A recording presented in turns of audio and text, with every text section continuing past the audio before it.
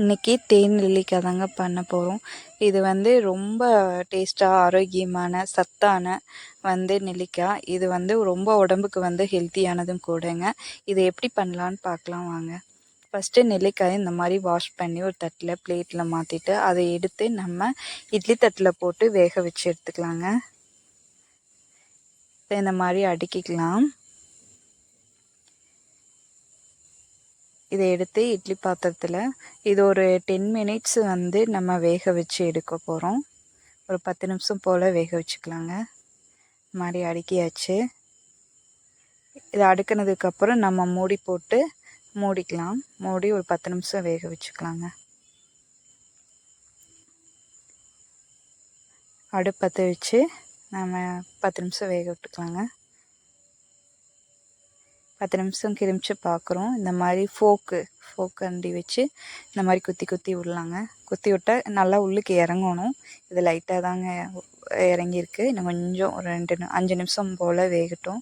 5 நிமிஷம் வேண்டியதில்லை, 2 நிமிஷம் இருந்தாலே போதும். அதுக்கப்புறம் இன்னொரு பாத்திரத்தில் நம்ம ஜீரா காய்ச்சிக்கிறோம். அதுக்கு தண்ணி ஊற்றி அந்த கடாயில் தண்ணி ஊற்றிக்கலாங்க. அது கொதிக்கட்டும். இந்த பக்கம் பார்த்தோம்னா நெல்லிக்காய் வெந்துருச்சான்னு பார்க்குறோம். இப்போ இது நல்லா இறங்குது. அதனால் என்ன பண்ணுறோம், வெந்துருச்சு. இதை எல்லா நெல்லிக்காயிலையும் இந்த மாதிரி குத்தி விட்டுருலாங்க. அப்போ தான் நமக்கு அந்த பாகு உள்ளுக்கு இறங்கி நல்லா டேஸ்ட்டு கூட கிடைக்கும். இப்போது நம்ம வெல்லத்தை சேர்த்துக்கலாம். நம்ம வெல்லத்துலேருந்து தாங்க பண்ண போகிறோம். இதை நல்லா கொதிக்க விடலாங்க. வெல்லம் நல்லா கரைஞ்சி வரணும், அந்தளவுக்கு கொதிக்கட்டும். வெல்லம் கரைஞ்சிட்ருக்குது. இந்த பக்கம் எல்லா நெல்லிக்காயும் நம்ம இந்த மாதிரி குத்தி குத்தி விட்டுக்கலாங்க.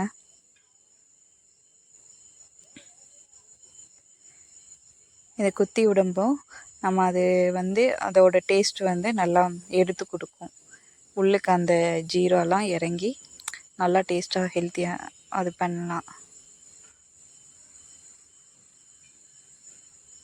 இந்த மாதிரி கரண்டி வச்சு குத்திக்கோங்க.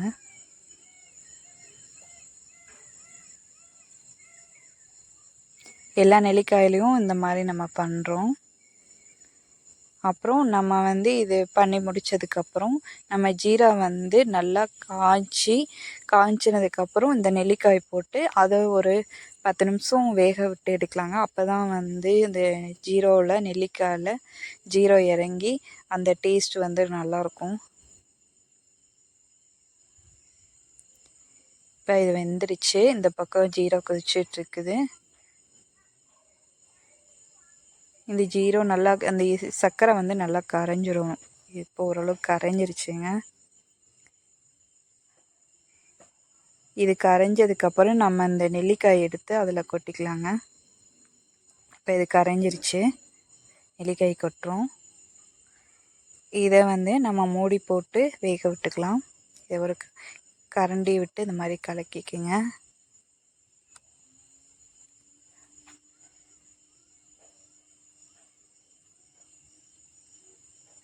இப்போ இந்த நெல்லிக்காய் நம்ம லோ ஃப்ளேமில் வச்சு குக் பண்ணுறோம். இது ஒரு 10 நிமிஷம் போல் இந்த மாதிரி வெந்துட்டுருக்குங்க. கொஞ்சம் எடுத்து பார்த்ததுக்கப்புறம் இந்த மாதிரி வெந்திருக்கு. இந்த ஜீராலாம் இன்னும் கொஞ்சம் திக்காகணும், இன்னும் கொஞ்சம் வேகணும். இது வேகணும்.